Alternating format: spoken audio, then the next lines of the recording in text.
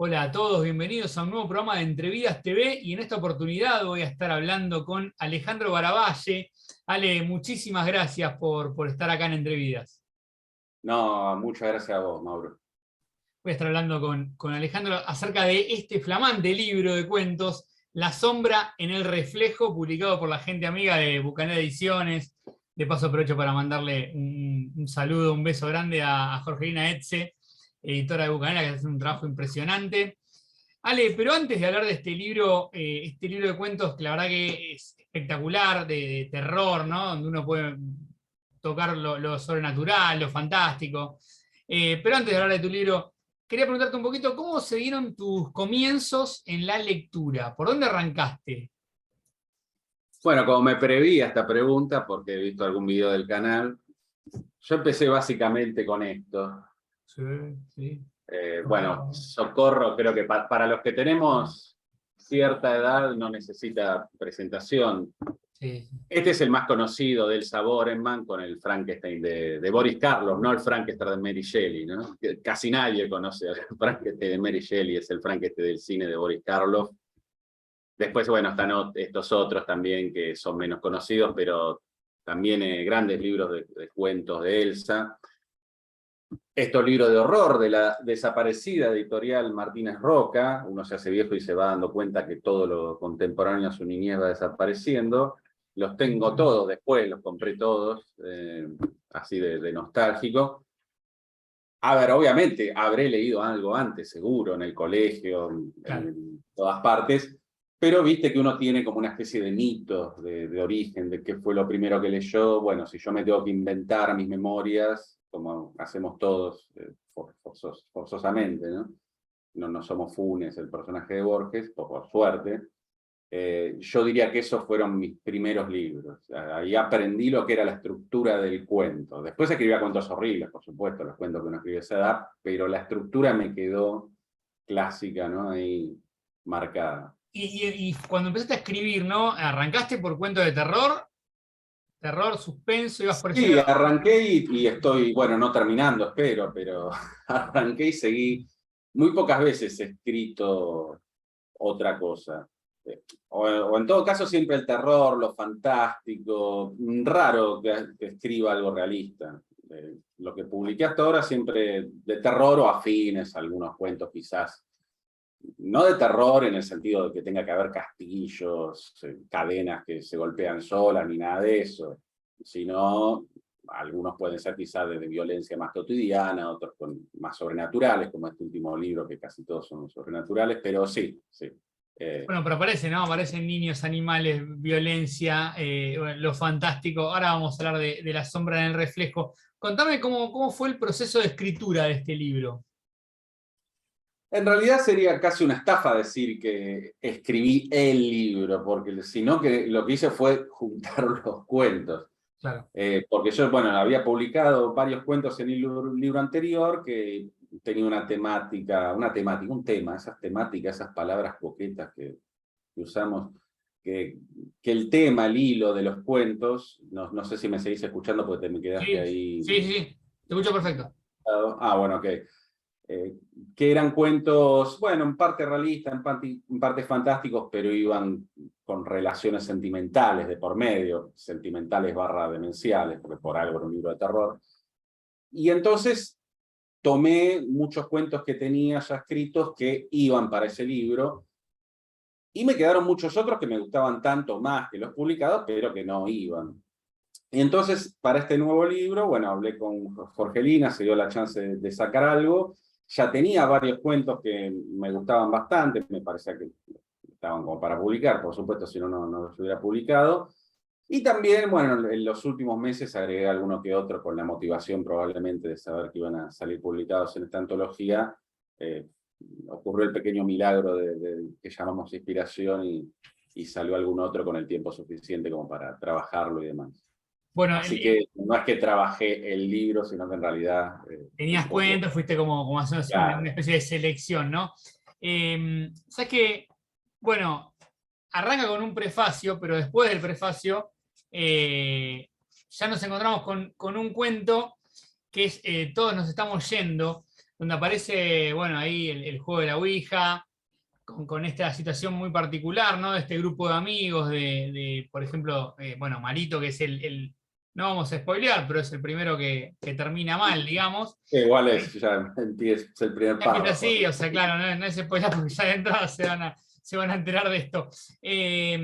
Bueno, es un cuento, como vos decías, ¿no? Algunos fueron publicados en otros libros, bueno, este fue publicado también en Pelos de Punta, ¿no?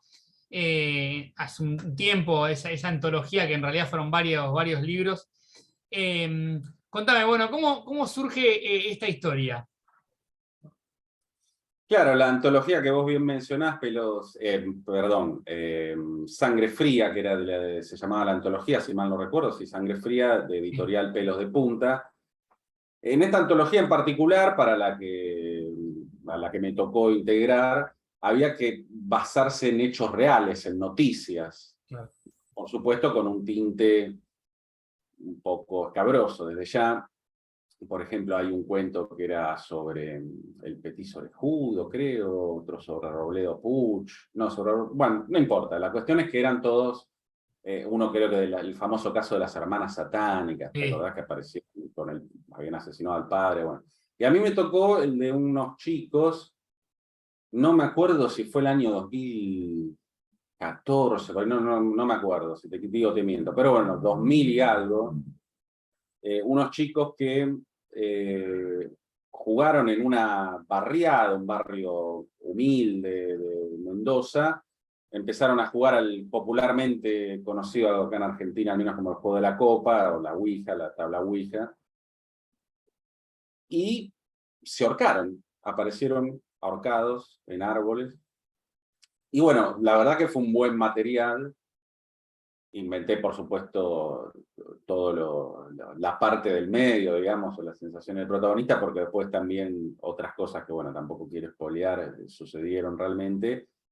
De hecho, el cuento me había quedado muy largo al principio porque nos habían recomendado más o menos 3.000 palabras.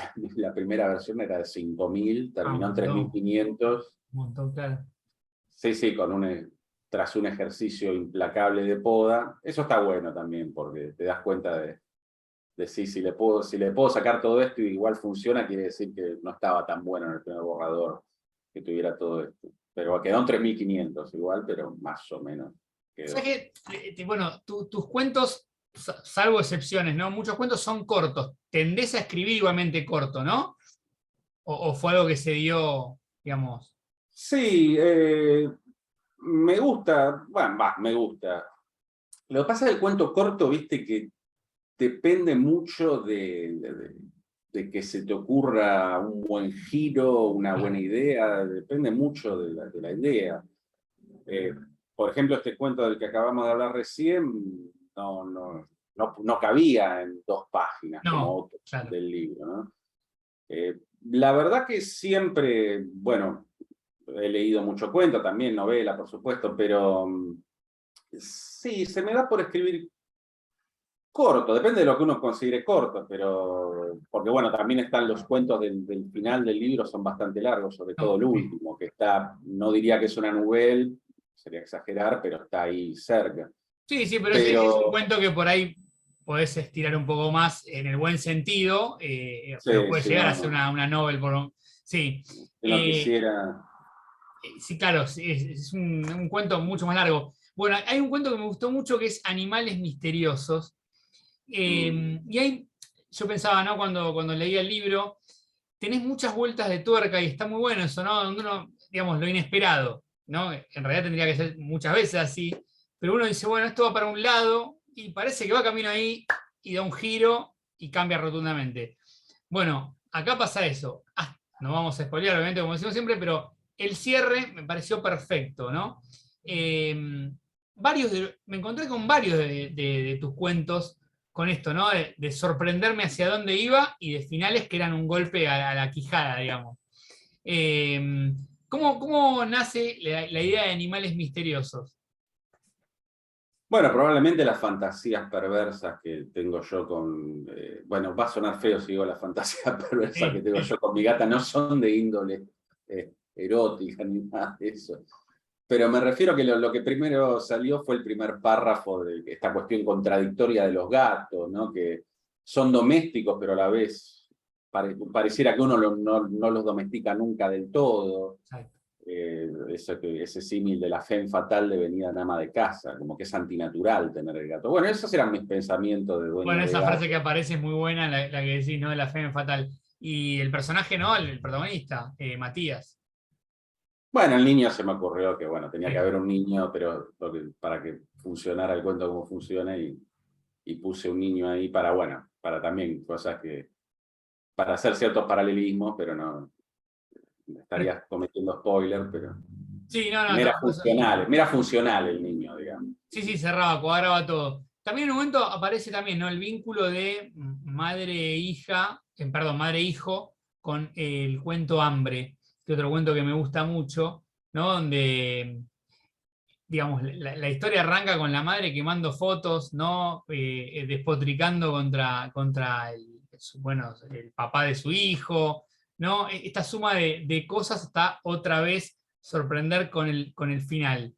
¿Te acordás en qué momento lo escribiste? También, ¿cómo surge la idea?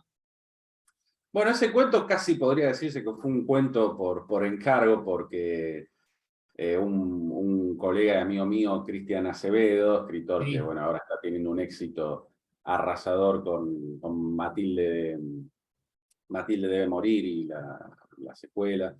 Y él estaba en un programa de radio y donde estaban leyendo cuentos breves, y me dijo, eso, estoy en un programa de radio, querés mandar un cuento. No sé. Y yo no tenía nada escrito, pero yo soy un tipo que funciona mucho así. Tengo que tener necesito no, pero estar bajo presión entre comillas, porque no es que Claro. no es que había sicarios en la puerta esperándome si no escribía el cuento, ni que me iban a dar $1.000.000 por el cuento, ni nada por el estilo, pero cuando tengo una excusa para obligarme a hacer algo, bueno, la verdad me salió ese cuento, no me acuerdo cómo, honestamente, viste que esta cuestión de los procesos mentales a veces uno se olvida, pero me salió, porque, miento, yo tenía ya hace bastante tiempo hacer algo, bueno, también es difícil porque uno no quiere spoilear, pero algo semejante, vinculando cierto cuento de hadas, pero no le terminaba de encontrar la vuelta. De hecho, había escrito un par de borradores, pero salieron mal. Y con esta propuesta de Cristian, me obligué justamente a terminar de darle la horneada que le faltaba, y bueno, creo que quedó mejor al menos. No me toca decir si bien o mal lo dirán los lectores, pero bueno, por lo menos me satisfizo. Sí, bueno, no vamos a contar, ¿no? Pero en un momento empieza a tratar de acordarse el personaje de ese cuento, ¿no? De los hermanos Green, y no lo retiene hasta que lo retiene, bueno, cuando se saca un poco. Después otro que me gustó mucho es El Llamado, ¿no? Es otro cuento que me gusta mucho de esta persona regresando, ¿no? Tras la muerte de un familiar, de la madre, regresa digamos, a su barrio, a la casa de la infancia, y a ese árbol, ¿no? Que a su vez tenía alguna situación que le recordaba a su infancia. Sí, perdón si porque justo se me cortó en el medio Ah, de lo que estaba diciendo, así que no sé, quizás hablaste del Llamado. Te decía que también otro cuento que me gustó es El Llamado, y esta sí. historia del personaje regresando, ¿no? Tras la muerte de la madre, regresando a la casa de la infancia y a ese árbol, ¿no? Y aparece también algo diabólico en esa situación. Eh, ¿Cómo vas llevando las historias a lo diabólico, lo fantástico? ¿Tenés una preferencia por determinado género? Porque uno se puede encontrar con lo fantástico, terror. Bueno, pasa un montón de suspenso. eh, hay de todo en estos cuentos. Sí, yo siempre amé el género de terror desde chico, fantástico, pero tirando más al terror. Claro. Eh, Tuve también una época de leer mucha literatura realista, porque se supone que es la literatura seria, ¿no? Eh, pero bueno, siempre se vuelve al primer amor, y si bien leo de todo, me encanta leer terror, me encanta ver cine de terror, y escribo terror porque es lo que me sale, digamos. A Stephen King le preguntaron una vez por qué escribía terror, y él dijo, lo que más me llama la atención de esa pregunta es que lo consideren, consideren que es una elección mía. Claro. Uno escribe lo que le sale, si bien sí es cierto que he escrito cuentos por ahí no tan de terror, entre comillas, puro, o bueno, algún cuento que no publiqué que no es de terror directamente, pero la verdad que sí, es un amor que tengo irremediable, impenitente por el género. Me parece fascinante porque además habla de ciertas cosas sin mencionarlas, sin decirlo en voz alta, por eso a veces ciertos intentos de darle una dimensión social al terror, haciendo explícitos ciertos paralelismos o insertándolo en determinado contexto, es redundante, es como poner el azúcar al dulce de leche. Claro, El terror siempre es social. Si no, pensemos nada más en la escena del Exorcista, que perdón por el spam, pero en mi canal de YouTube, El Sur Taller Literario, tengo un largo video sobre el Exorcista y el género de terror, y entre otras cosas charlo de eso. Pero en la escena del Exorcista, cuando, por ejemplo, uno ve que está hablando la madre con el marido que no va a venir a ver a Regan por su cumpleaños, y uno la ve a la chica ahí. Después hay ciertas cuestiones que justo la actriz está filmando una película en que hay un clima setentista, digamos, o sesentista. Bueno, es una película que uno la ve y habla de la liberación de las costumbres y cómo cuando liberamos un poco todo, no se elige qué liberar, y es una película que está llena de una carga social, pero claro, uno la tiene que ver, no te la dan masticadita. claro, claro. Es Bueno, lo bueno, simbólico. yo te iba a preguntar después un poquito, o para que cuentes un poquito cómo es el canal, pero ahora en un minutito lo hablamos, Sí, porque es interesante que la gente se acerque, ¿no? Está bueno esto que decís vos, también de esto, de los análisis que haces de las películas, de los libros. Ale, me gustaría, puede ser que leas un fragmento de ahí, uno de los cuentos de La sombra en el reflejo. Puedo mostrar la tapa muy buena, publicada ahí por Qué Bucanera hermosa la Ediciones. edición de Hermosa Bucanera, sí, es hermosa la edición. una maravilla. Ale, No sé, mientras buscas, te pregunto, ¿cómo se dio la posibilidad de, bueno, de publicar y cómo fue el trabajo, ¿no? Con la editora, Jorgelina Etxe, el trabajo de edición? Me imagino que habrá llegado bastante masticado, bastante trabajado el texto. sí, los textos, muchos estaban pulidos, los había trabajado con Marcelo Di Mar, con su taller, algunos, o sea que algunos tenían muchos años, porque soy amigo de Marcelo, me sigo hablando con él, pero hace mucho que no voy al taller, pero tenía cuentos de esa época, algunos le hice un retoque, pero en general ya estaban muy bien trabajados por un maestro como Marcelo. Y los otros los trabajé con Jorgelina, igual Jorgelina por supuesto leyó todo el libro, ¿no? Pero los más recientes, justamente por ser recientes, a veces necesitan más de esa mirada ajena, y bueno, el trabajo fue excelente, ¿no?